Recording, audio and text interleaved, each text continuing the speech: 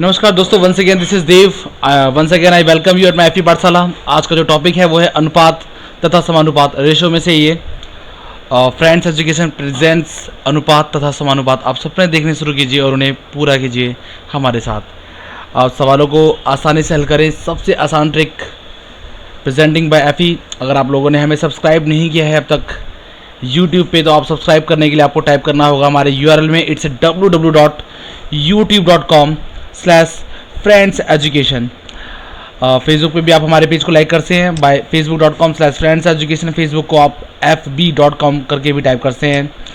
तो आज की जो क्लास है वो है अनुपात तथा समानुपात पे कुछ इंपॉर्टेंट क्वेश्चन का कलेक्शन है जो आपके इस चैप्टर को कंप्लीट करेगा और इसके साथ साथ कॉन्सेप्ट को तो समझाएगा। बट मैंने उन सवालों को चयन किया है जो पेपरों में ज़्यादा पूछे आते हैं।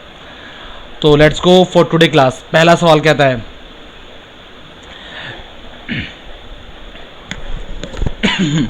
पहला सवाल है 5, 9 और 12 का चतुर्थी अनुपात ज्ञात करो।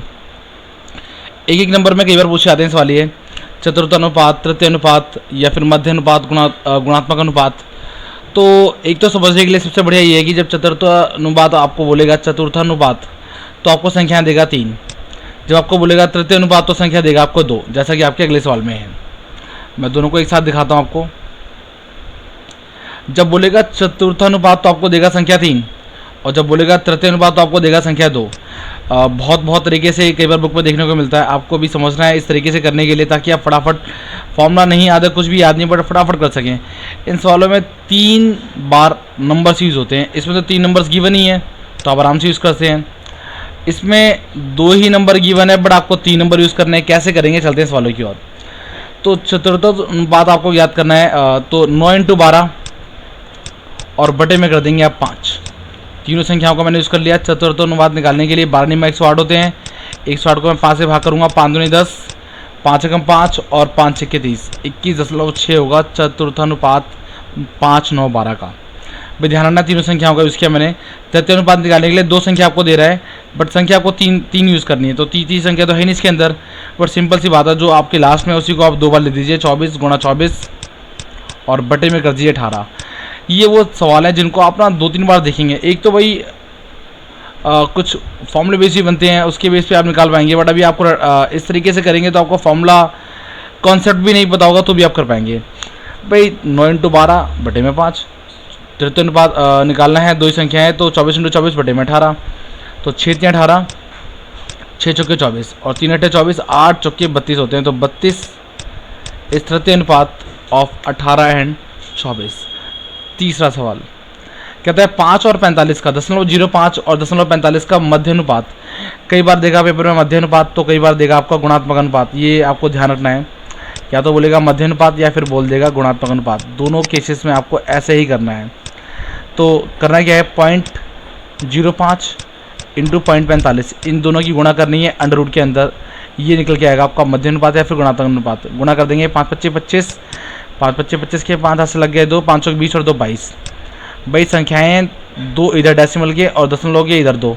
तो 2 और 2 डेसिमल 4 हो गए। 1, 2, 3 और 1 आपका 4। तो डेसिमल आएगा 4 अंकों के बाद। अंडर रूट का अंडर रूट आपको अंडर रूट 1 से लेके 50 तक बिल्कुल कंठस्थ होने चाहिए। आपको ये देखते ही समझ में आ जाएगा कि 225 किसका अंडर रूट होता है। ये होता है 15 का। भाई 4 अंकों के बाद आ रहा है डेसिमल तो 0.2 अंकों के बाद आएगा यानी कि 0.15। तो 0.15 इज द गुणात्मक और मध्य अनुपात ऑफ 0.05 एंड 0.45।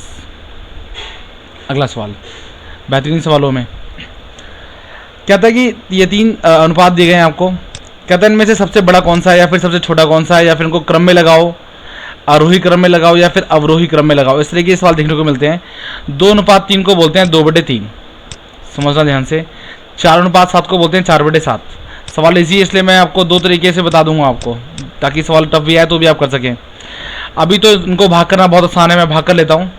भाई 3 दशमलव का 3 × 6 = 18 फिर 2 3 × 6 = 18 0.66 इस तरीके चलता रहेगा। यहाँ भाग कर दिया मैंने 7 × 5 = 35 बचे कितने 5 तो 7 × 7 = 49। यहाँ भाग करता हूँ 8 × 7 = 56 नहीं 8 × 5 = 40 नहीं 8 × 6 = 48 8 × 6 = 48 बचे कितने 2 तो 8 दूनी 16 हो जाएगा। भाई 0.66 0.57 0.62 ठीक है, तीनों अलग अलग हैं। अगर ये 0.66 ये 0.66 होता तो मैं इनको 3 अंकों तक निकालता, ताकि इन दोनों में छोटा बड़ा कौन है ये पता लग सके। जैसे ये मान लीजिए 0.57 ये है, ये भी 0.57 होता तो मैं इन दोनों को थोड़ा सा और आगे तक ले जाता, पता लगता है छोटा बड़ा कौन है इन दोनों में। ठीक है, बट अभी 2 अंकों में ही साफ पता लग रहा है बड़ा छोटा कौन है। भाई सबसे छोटा है ये, नंबर 1 पे आएगा ये सबसे छोटा, फिर ये है उससे बड़ा, और फिर ये है सबसे बड़ा।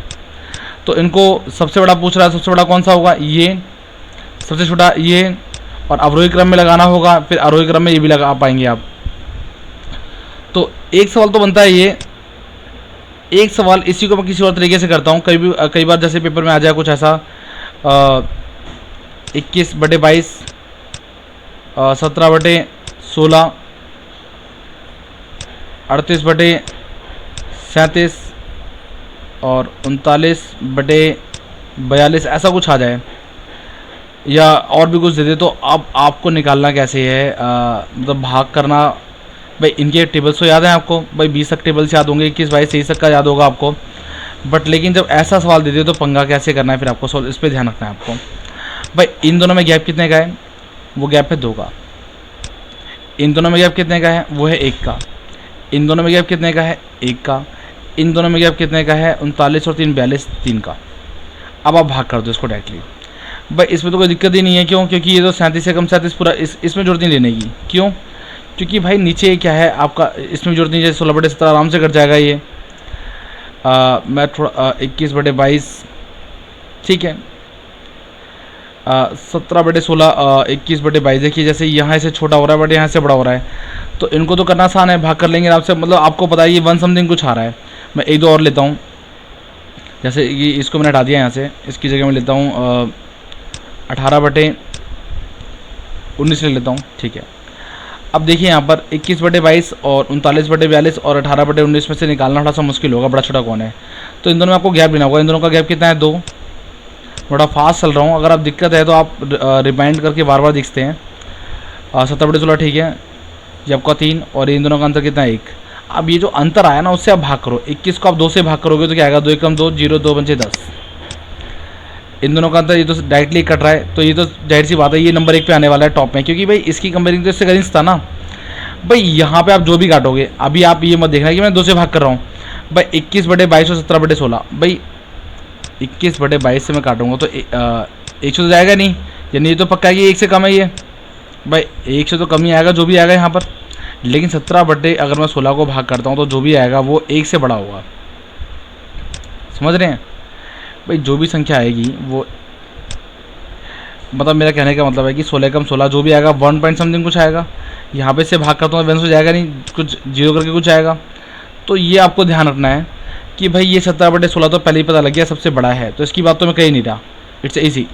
तो अब आपको इसकी बात नहीं करूँगा मैं, ये तो साफ पता लग गया है। कन्फ्यूज़न नहीं हो रही है, आई थिंक थोड़ा सा घिसमिस हो रही है, बट आई थिंक कन्फ्यूज़न ना हो आपको। तो इसकी कंपेयरिंग तो करूँगा नहीं, क्योंकि साफ पता लग रहा है सबसे बड़ा ही है, लेकिन पेपर में सबसे छोटा कौन सा है, तो आपको अभी इन तीनों में आपको दिमाग लगाना है। इन तीनों की कंपेयरिंग आपको एक साथ करनी है। गैप था 2 का, 21 को मैंने 2 से भाग रहा, 10.5 आ गया, और ऐसे में इसको इससे भाग करता हूँ। इन दोनों गैप था 3, 3 एकम 3, 3 3 9। इन दोनों गैप था 1, 1 से इसको भाग करूँगा तो 18। अब आपको ध्यान देना है कि 13 और 10.5 और 18 में कौन छोटा है कौन बड़ा है। भाई नंबर 1 पे आ गया ये, नंबर 2 पे आ गया ये, भाई सबसे छोटा ये, फिर उससे बड़ा ये जो कि 13 निकल के आया 3 से भाग करने पर, उससे बड़ा ये, और सबसे बड़ा आपका ये जो काट दिया था हमने ये वाला। क्योंकि इसकी कंपेयरिंग तो करूँगा नहीं, इन तीनों की कंपेयरिंग में एक साथ करूँगा। ठीक है, अच्छा इसी सवाल को मैं यहाँ दोबारा से समझाता हूँ। इस वाले सवाल के अंदर जैसे 2/3 है, 4/7, 5/8। भाई यहाँ तो भाग करना आसान था ना, इसलिए हम भाग कर देते हैं फटाफट में। बट जब ये टफ सा हो जाए तो फिर कैसे करना है आपको, इसी तरीके को मैं यहाँ इम्प्लीकेट कर रहा हूँ, यहाँ पे इम्प्लीमेंट कर रहा हूँ। भाई अंतर कितने का, 1 का। अंतर कितने का, 1 का। अंतर कितने का, 1 का। तो ये तब होता है जब नीचे वाला बड़ा हो, नीचे वाला बड़ा हो ऊपर वाला छोटा हो। ठीक है, और भाग करना थोड़ा सा मुश्किल हो, तब आप इस तरीके को फॉलो करेंगे। अंतर ले लिया 1, ठीक है, 1 को 2 से भाग करा 2, 1 को 4 से भाग करा 4, और 1 को 5 से भाग करा 5। सबसे छोटा कौन सा है, कुछ गड़बड़ हो रही है यहाँ पर, 1 मिनट। अंतर कितने का, 1 का। इसमें अंतर 3 का, ध्यान रखना, गड़बड़ हुई मेरे से। यहाँ पे अंतर है 3 का, और यहाँ पे 5 और 8 में अंतर कितने का, 3 का। तो 1 को जब मैं 2 से भाग करूँगा 2 आ गया, 4 को जब मैं 3 से भाग करूँगा तो क्या आएगा भाई, 4 को 3 से भाग करता हूँ, 3 एकम 3, 3 तिया 9, 3 तिया 9, इस तरीके चलता रहेगा भाई। 5 को जब मैं 3 से भाग करूँगा तो 3 एकम 3, बचे कितने 2, 3 छः 18, 3 छः 18। तो अब आपको देखना है इनमें छोटा बड़ा कौन सा है। सबसे छोटा ये है नंबर 1 पे, उससे बड़ा ये है और उससे बड़ा ये है। तो देखिए वही सेम आ रहा है, ये 1 था सबसे छोटा, ये भी सबसे छोटा, ये उससे बड़ा, ये उससे बड़ा, फिर ये उससे बड़ा और ये उससे बड़ा। आई थिंक समझ पा रहे होंगे सवाल को आप। ये ट्रिकी था, जब थोड़ा सा कॉम्प्लिकेट हो तब भी आप इस तरीके को फॉलो करते हैं जब भाग करना मुश्किल हो। ये पेपरों में देखने को मिलते हैं सवाल अक्सर, तो समझेंगे। ये 3 तरीके के सवाल डाले हैं मैंने आज, और 3 सालों से आपको ये टाइप पूरी कंप्लीट हो जाएगी। तो ध्यान देना है आपको। क्या था, एक थैले में 50 पैसे, 25 पैसे और 1 रुपये के कुछ सिक्के। अच्छा 1 रुपये, ये 1 रुपये गिवन है जो कि शब्दों में लिखा है। 50 पैसे और 25 पैसों के सिक्के को अनुपात दे रहा है आपको 5 9 25 भाई। 1 रुपये, 50 पैसे और 25 पैसे के सिक्के, ये आपको दे रहा है। आपको सिक्के का जो मूल्य होता है, 1 रुपये का सिक्का ये है, 50 पैसे का सिक्का ये है, 25 पैसे का सिक्का ये है, और इनके सिक्के का जो अनुपात है वो है 5 9 और 25। ध्यान देना है, ये सिक्के हैं 1 रुपये, 50 पैसे, 25 पैसे, 1 के सिक्के हैं 5, 50 के सिक्के हैं 9, 50 पैसे के 25 के, ये बट अनुपात में गिवन है। अच्छा कहता है यदि थैले में कुल धन 1008 रुपये हो तो, ठीक है जी, उसके हिसाब से 1008 रुपये हैं, ठीक है। अच्छा मेरे हिसाब से अगर 1 रुपये के सिक्के 500 रुपये कितने होंगे कुल रुपये भाई। अनुपात है 5, 1 रुपये के सिक्के का अनुपात कितना है भाई, ये 50 पैसे 25 पैसे के सिक्कों का अनुपात दिया है 5 9 25। तो 1 रुपये के टोटल रुपये 1 रुपये के अगर 5 सिक्के होंगे तो कितने रुपये हो जाएंगे 5 रुपये भाई। अगर 9 रुपये के 50 पैसे के अगर 9 सिक्के होंगे तो रुपये कितने हो जाएंगे 4.5। और सेम विद 25 पैसे के अगर 25 सिक्के होंगे तो रुपये हो जाएंगे 6 रुपये 25 पैसे भाई। 25 की 25 में गुणा 625, 2 अंकों के बाद दशमलव आ रहा है तो 2 अंकों के बाद दशमलव आ रहा है। इन सब का मैं टोटल करता हूँ तो ये हो जाएगा कुछ 5 के 5, 5 2 7, 6 4 10 5 15, तो 15 रुपये 75 पैसे बन रहे हैं मेरे हिसाब से टोटल, जो सिक्कों के अनुपात का जुगाड़ लगा के मैंने निकाला है, ठीक है ना भाई। मेरे हिसाब से रुपये बन रहे हैं 15 रुपये 75 पैसे, उसके हिसाब से रुपये हैं 1008। तो मैं उसके वाले को अपने वाले से भाग कर दूंगा ताकि मेरे को मिल जाए मेन वैल्यू। दशमलव हटाई, साथ में डबल जीरो लगाई, आराम से काटते हैं इसको। 5 तियां 15, 5 एकम 5, 5 पच्चे 25, 5 दूनी 10 और जीरो समझना है आपको। 5 छीं 30, 5 तियां 15 और यहाँ पे आपका 5 चौके 20। अब ये तो करता नहीं है, क्या ये करता है, किसी भी संख्या के अंकों का योग अगर 3 से करता है तो या 9 से करता है तो संख्या 3 या 9 से करती है। तो फिलहाल मैं 3 से काटता हूँ, 3 दूनी 6, 3 एकम 3, ये संख्या के अंकों का योग 9 है, 9 3 से करता है इसलिए ये भी 3 से कट जाएगा। 3 तियां 9, 3 तियां 9 और 3 छः 18। अब भी देखिए 6 3 9, अब ये मैं काट देता हूँ, 3 से कटता है क्या, हाँ 3 से वैसे ही कट रहा है। तो 3 7 21, 3 एकम 3, 3 एकम 3, 3 दूनी 6। अब मैं 7 से काट देता हूँ, 7 एकम 7, 7 एकम 7 बच्चे कितने 4, 7 6 42, तो 16 यहाँ और 4 यहाँ, तो 16 चौके होते हैं 64। 64 इज़ ए मेन वैल्यू, ध्यान रखना है आपको। 64 की गुणा करनी है आपको इन सिक्कों के अनुपात में और आपका आंसर आ जाएगा। अगर वो कहता है 1 रुपये के सिक्के कितने हैं, सिक्के का अनुपात है 5, 64 से 5 की गुणा कर दीजिए, 9 से गुणा कर दीजिए 50 पैसे का आ जाएगा, 25 से गुणा कर देंगे तो 25 पैसे का आ जाएगा। यानी कि 64 इज़ ए मेन वैल्यू। सिक्कों की संख्या पूछ रहा है, सिक्कों का अनुपात आपको गिवन है, 1 रुपये का 5 है, 64 × 9 और 64 × 25, तो 5 चौके 20 के 0 हाथ से लगे तो 5 छिंग 30 और 2 32, 9 चौके 36 के 6 हाथ से लगे 3, 9 छिंग 54 54 और 3 होते हैं 57, 25 चौके 100, 100 के 0 हाथ से लगे 10, 25 छक्के 150, 150 और 10 होते हैं 160। तो ये सिक्कों की संख्या, प्रत्येक प्रकार के सिक्कों की संख्या कितनी है, 320 1 रुपये, 576 आपके 50 पैसे और 25 पैसों के सिक्कों की संख्या है 1600। भाई आपको ध्यान ही रखना है, आपको कहता है 1 रुपये 50 पैसे और 25 पैसे के सिक्कों का अनुपात है 5 9 25। भाई सिक्कों की संख्या का अनुपात दे रहा है 5 9। अब मेरे को भाई 1 रुपये के सिक्के हैं 5, 50 पैसे के 9 और 25 के हैं 25, ये अनुपात दे रहा है आपको। मैंने गुणा कर दी, एग्जैक्टली जब सिक्के हैं 1 रुपये के 5 तो गुणा करूँगा, रुपये निकल के आएंगे। भाई 50 पैसे के सिक्कों का अनुपात है 9, गुणा करूँगा, टोटल रुपये निकल के आएंगे। ठीक है, ऐसे ही 25 पैसे के सिक्कों का अनुपात था 25, तो मैंने 25 के 25 गुणा दी 625, तो ये निकल के आया, अनुपात से गुणा करके रुपये निकल के आए मेरे हिसाब से। इन रुपये को सबको मैंने जोड़ दिया साथ में, टोटल मेरे पास रुपये हो गए 15.75 पैसे। उसके हिसाब से टोटल रुपये थे 1008 रुपये। उसके रुपये को मैंने अपने रुपये से भाग कर दिया तो 64 निकल के आई मेन वैल्यू।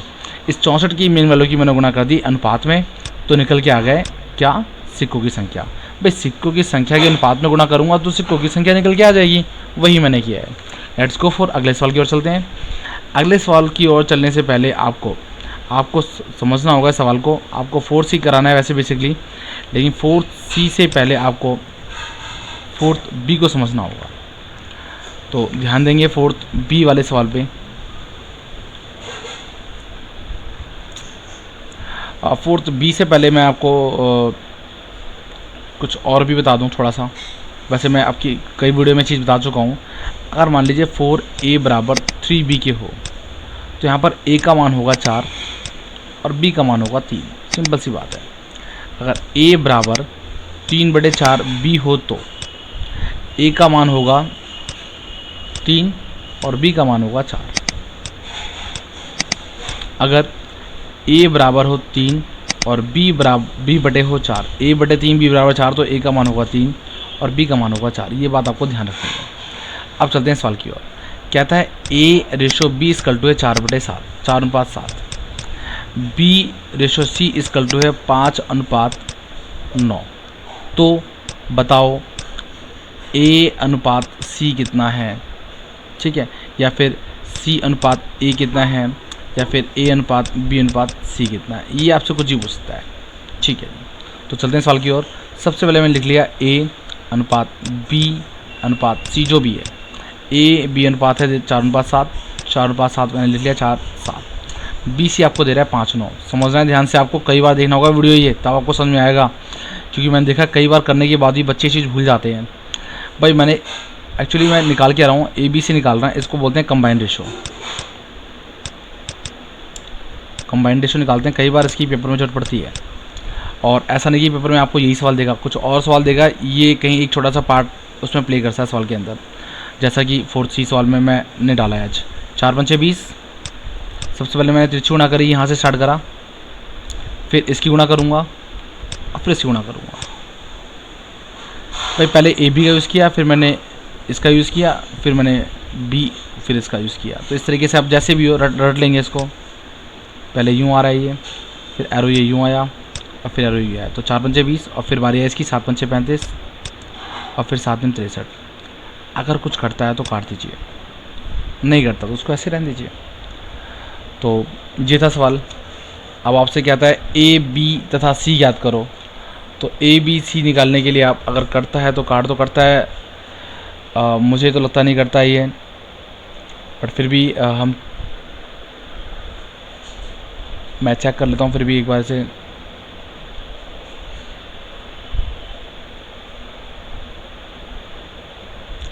आ, 4×7 = 5×9, 4×5 = 20, 7×5 = 35, 7×3 = 63। देखिए जो भी चीज़ कटे वो तीनों से कटनी चाहिए, एक बात आपको ध्यान रखनी है। भाई 20×35 तो 5 से करता है, 5 के 20, 5 से 20, बट ये नहीं करता। तो इसलिए इसका उत्तर क्या होगा? अगर वो बोलता है ABC अनुपात ज्ञात करो तो 20:35:63। अगर वो कहता है कि AC ज्ञात करो तो 20:63।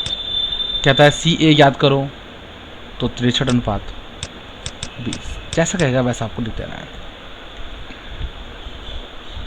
चलते हैं अगले सवाल की ओर। इस सवाल पे आपको फोकस करना है, वो चीज़ दोबारा रिपीट होगी यहाँ पर। कहता है 1 रुपये और 50 पैसे तथा 10 पैसे के सिक्के हैं। भाई 1 रुपये, 50 पैसे और 10 पैसे के सिक्के हैं, ठीक है। कहता है 1 रुपये, कहता है 1 रुपये और 50 पैसे के सिक्कों का जो अनुपात है 2:5 है, ठीक है। मैंने लिख लिया ये 2 है और ये 5 है। अच्छा एक और चीज़ कहता है साथ में, कहता है 50 पैसे और 10 पैसे के सिक्कों का अनुपात है 4:9।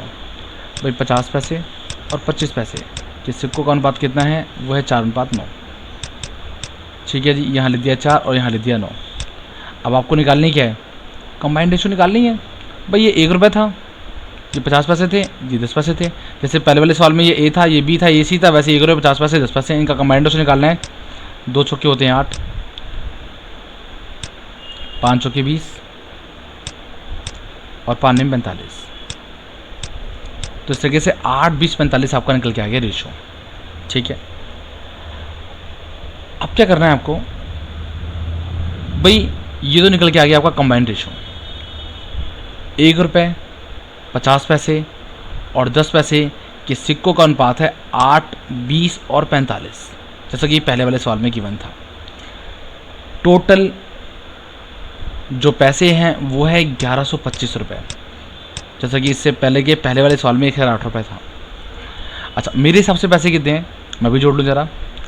भाई 45 और 20 होते हैं आपके 65, और जोड़ लेते हैं इनको। 1 मिनट, कुछ थोड़ा सा अब आपको यहाँ थोड़ा सोचना है कि ये जो निकल के आया अनुपात निकल के आया आपका 1 रुपये 50 पैसे और 10 पैसों का अनुपात निकल के आया ये। ठीक है भाई, ये तो 1 रुपये थे, ये 50 पैसे हैं, ये 10 पैसों का अनुपात निकल के आए।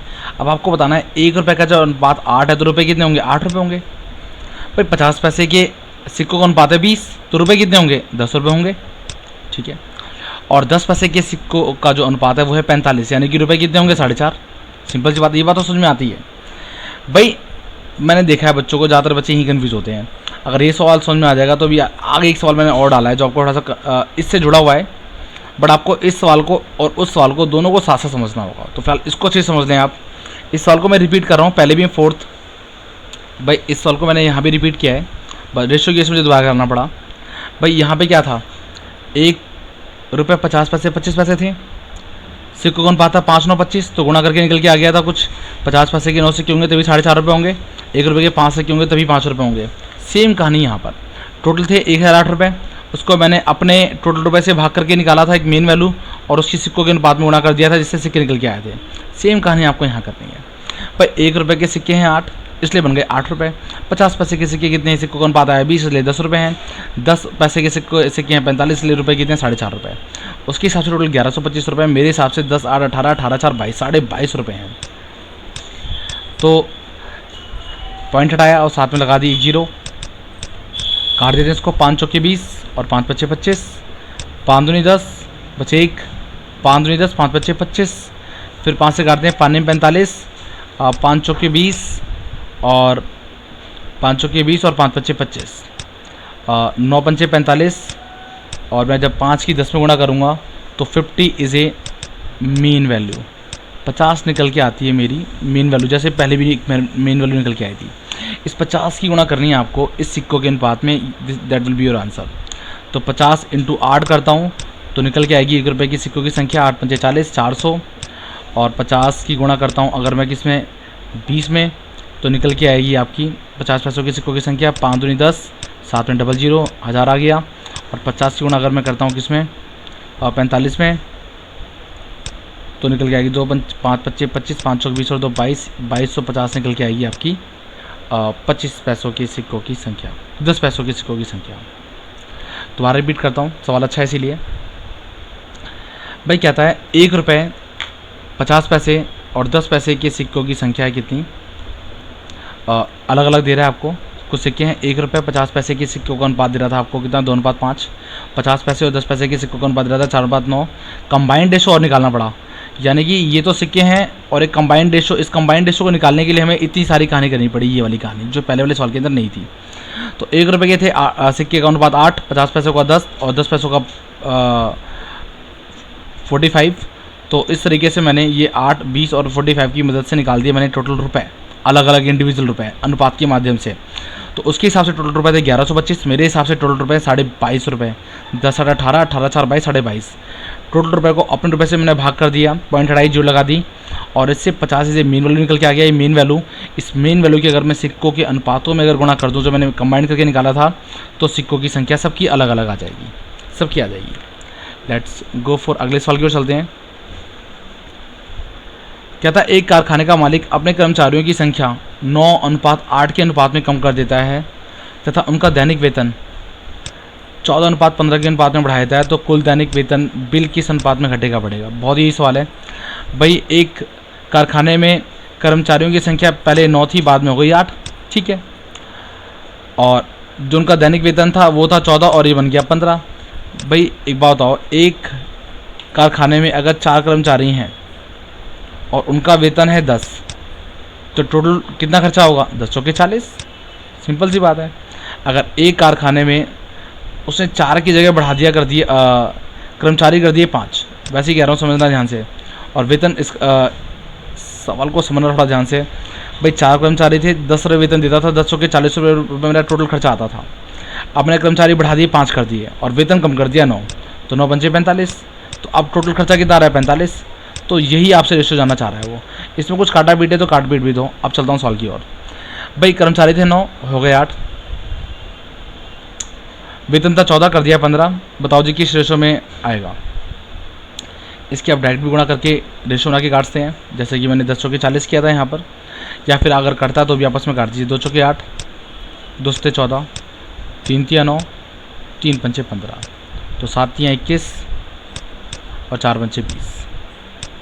आप इसको डायरेक्ट भी कर सकते हैं, 14 जैसे मैंने यहाँ करा 10 चौके 40, 14 नहीं में 126 होते हैं। वैसे आंसर 21 20 है, 21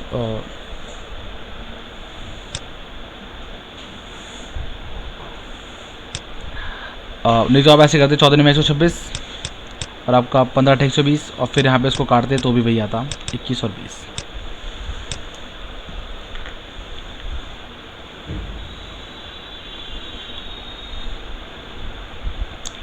अगला सवाल 6A, बढ़िया सवाल।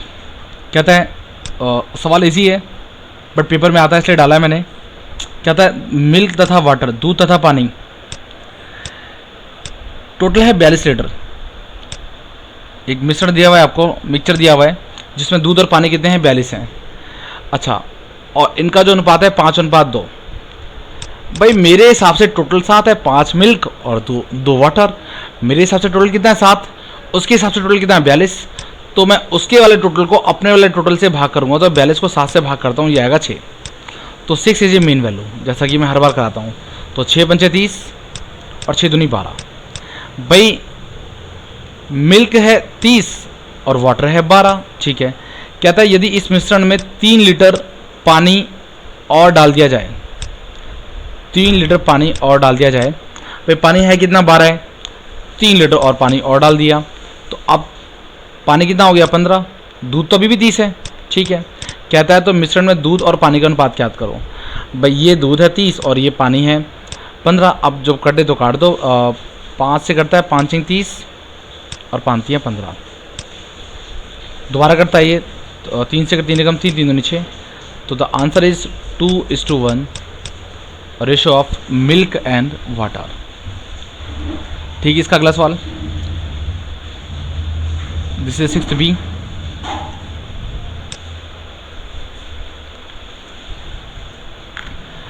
क्या था, एक मिश्रण में ठीक उसके जैसा सवाल है बट उससे अलग है करने के लिए, क्योंकि मिक्सचर में से ही है और 2 चीज़ों की बात हो रही है, चाहे मिल्क वाटर हो या अल्कोहल और पानी हो। अल्कोहल पानी की बात कर रहा है यहाँ पर। कहता है रेशो 4:3 अल्कोहल और पानी की, यानी कि पहले आपको टोटल दे रहा था तो इट वाज इजी। यदि मिश्रण में 5 लीटर पानी और मिला दिया जाए तो ये अनुपात हो जाता है 4:5। भाई एक है अल्कोहल और एक है आपका पानी, रेशो 4:3। इसको हम एक कॉन्सेप्ट वाइज ही करना पड़ेगा सवाल को, यानी कि x मान के, अगर जैसा बचपन में करते हैं हम लोग अनुपात x, तो 4x, 4 है आपका अल्कोहल और 3 है आपका पानी, ठीक है।